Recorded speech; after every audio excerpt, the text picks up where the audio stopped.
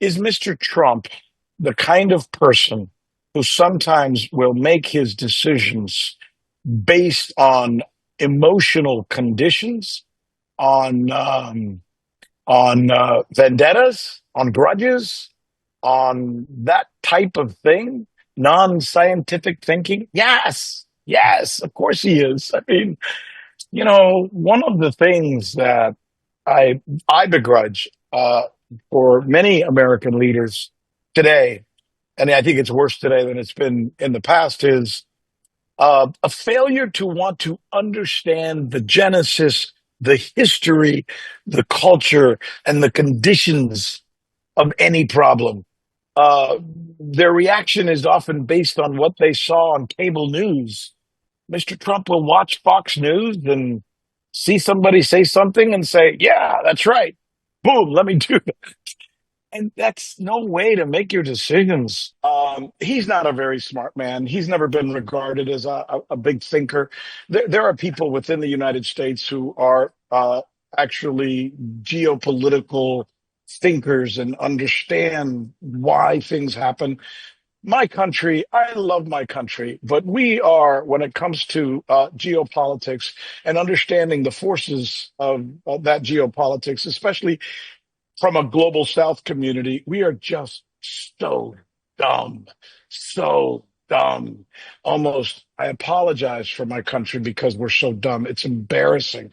They know absolutely nothing about the history of India. They know absolutely nothing about the relationship between India and China and vis-a-vis Russia, or for that matter, Ukraine.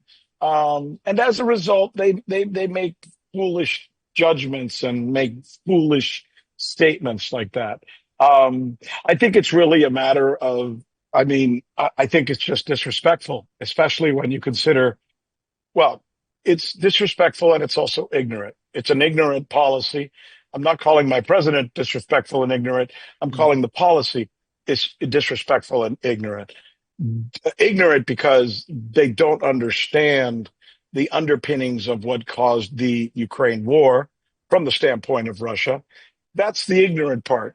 The disrespectful part comes, I think, when you start telling a country like India, with its vastness and its history and its resources and its capabilities, that and you start treating them like they're a school child. It's almost like they're treating India like they're school children who need to be told what to do. And India's the big boy. Yeah. India's not a school child.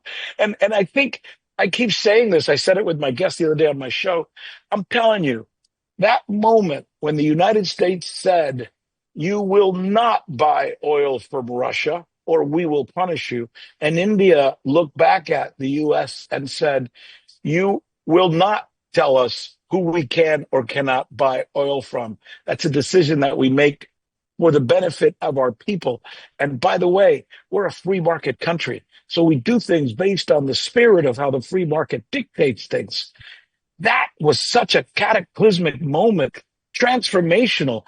I still believe historians will one day look back and say, that's when that that model, the power that was started to truly decline and a new power came to be.